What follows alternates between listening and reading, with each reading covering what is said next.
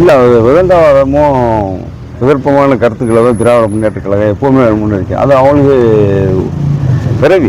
பிறவி குணம். நாய்வாலை எப்படி நிமிர்த்த முடியாதோ அப்படியே அதே போல் திராவிட முன்னேற்ற கழகத்துக்குள்ள அடுத்தவர்களை ஊனப்படுத்துது.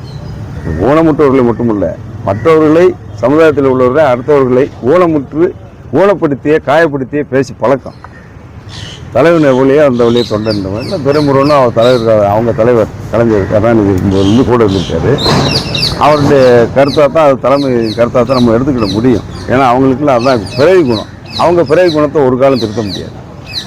எனவே இது மாற்றுத்திறனாளிகள் நலத்துறை என்று ஒன்று சொல்லி அதை முதலமைச்சரை கையில் வச்சுருக்காரு. அதில் மூத்த அமைச்சர் இன்னும் சொல்ல போனால் இருக்கிறதுலே ஒரு 80 வயது தாண்டியவர் பொதுச்செயலாளராக இருக்கின்றார் திராவிட முன்னேற்ற கழகத்தில். அவருடைய கருத்து அவர்கள் எப்படி எடுத்துக்கொள்கிறார்கள் என்று தான் இதை நாம் பார்க்க வேண்டும். நிச்சயமாக தொடர்ந்து பார்த்தீங்கன்னா இப்போ நீங்கள் வந்து எடப்பாடி ஐயா வந்து பிரதமர் பார்த்தாங்க, இப்போ அதுக்கு அமித்ஷா பார்த்தாங்க. இப்போ தொடர்ந்து செங்கோட்டையனும் அதை வச்சு அன்னைக்கு கூட பார்த்துருக்காங்க. இதை பற்றி இது ரெண்டு விதமாக பார்க்கப்படுது. எப்படி அப்படிலாம் ஒன்றும் இல்லை. ஏன்னா இப்போ நான் கூட உங்களுக்கே தெரியும், தீப்பெட்டி தொழிலாளர் பிரச்சனைக்கு இதே நிதியமைச்சர் நிர்மலா சீதாராமனில் ஜிஎஸ்டி 18%லேருந்து 12% ஆகிறதுக்காக நான் எடப்பாடியோட அனுமதி பெற்று போனேன். அமைச்சராகும் போது போனேன். எதிர்கட்சி ஆனப்புறம் கூட லைட்டருக்கு ஒரு பிரச்சனை வந்தது. இன்றைக்கி சேலஞ்சாக இருக்குது. அதை நான் ஒரு முறை கவன தீர்மானம் கொடுத்துருக்கேன். போன புதன்கிழமை நான் சட்டமன்றத்தில் பேசும்போது என்னோடய உரையிலையும் பேசியிருக்கேன்.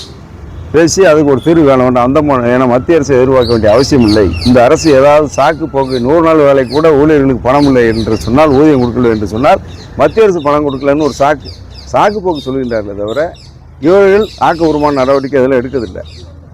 அதைத்தான் நான் சொன்னேன். அதே போல் தான் லைட்டருக்கு இது மத்திய அரசு முதல்ல நான் அந்த விஷயமா நீங்கள் கேட்கறதுக்காக நிர்மலா சீதாராமன் பார்த்தோம். மாண்புமிகு வணிக வரித்துறை கமர்ஷியல் மினிஸ்டர் பியூஷ் கோயல் அவர்களையும் பார்த்தோம்.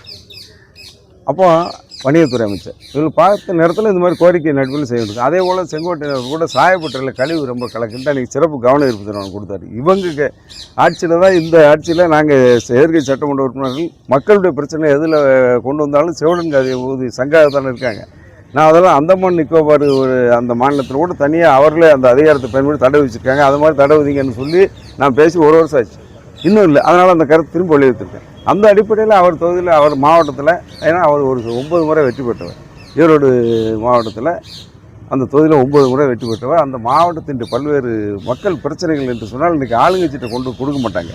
தீர்க்கப்படாத பிரச்சனைகள்லாம் எங்களை போல் எதிர்க்கட்சி உறுப்பினர்கிட்ட தான் கொடுப்பாங்க. அதை இன்றைக்கு சட்டமன்றத்தில் சொல்லியிருந்தார். அதை விஷயமாக சந்திச்சிருக்கலாம். இதே அரசியல் பேசுகிறேன்னு அந்த அம்மா சொல்லிச்சா இல்லை செங்கோட்டையன் சொன்னாரா? இதை அரசியல் ஆக்கி அதிமுகக்குள்ளே ஏதாவது பிளவு வந்துடாதா என்ற ஒரு கண்ணோட்டத்தோட இது அரசியல் ஆக்கப்படுகிறத தவிர இதில் ஒன்றும் இல்லை. பிளே ஸ்டோர் மற்றும் ஆப் ஸ்டோரில் இருந்து பாலிமர் செயலியை QR கோடு மூலம் பதிவிறக்கம் செய்யுங்கள். செய்திகளை உடனுக்குடன் பெறுங்கள்.